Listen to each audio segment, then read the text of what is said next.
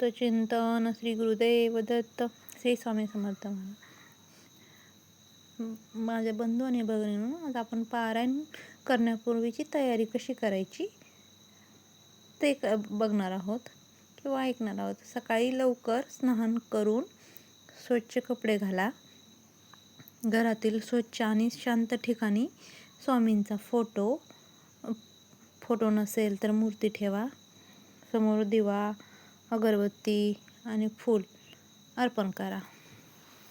मन शांत करून श्री स्वामी समर्थ हा जप 11 वेळा किंवा 108 वेळा तुम्हाला जसा जमेल तसा तुम्ही म्हणा.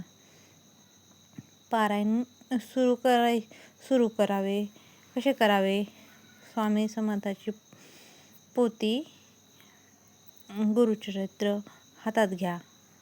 प्रथम गणपतीला वंदना आणि गुरूंना वंदना करा.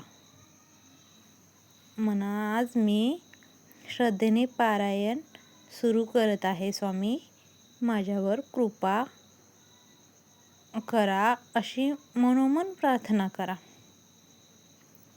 आता आपण पारायण किती दिवस करावे हा सगळा विचार पडतो. तुमच्या वेळेनुसार, तुमच्या अडचणीनुसार तुम्हाला जसं ह्याच्यामध्ये 7 दिवस करू शकता तुम्ही, किंवा 11 दिवस पारायण करू शकता, किंवा 21 दिवस करू शकता.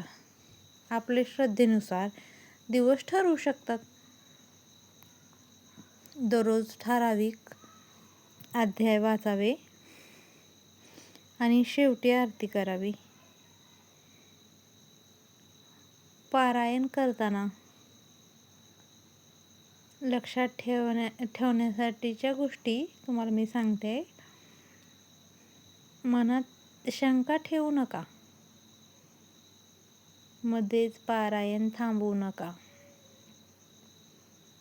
शक्य असल्यास सात्विक आहार घ्या. रोज एकाच वेळी पारायण करण्याचा प्रयत्न करा. आता आपण पारायणाची समाप्ती ह्या विषयावर बोलणार आहोत. शेवटच्या दिवशी नैवेद्य दाखवावा. स्वामींची आरती करून कुटुंबासोबत प्रसाद घ्यावा. मनापासून प्रार्थना करा. स्वामी, माझ्या जीवनात समृद्धी, श्रेय आणि आनंद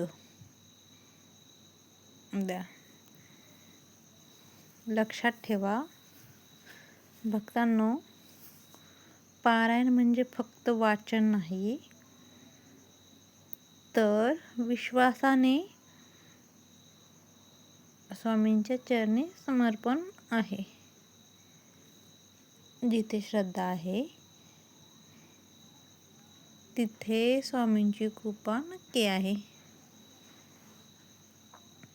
एकदा मनापासून म्हणा, श्री स्वामी समर्थ,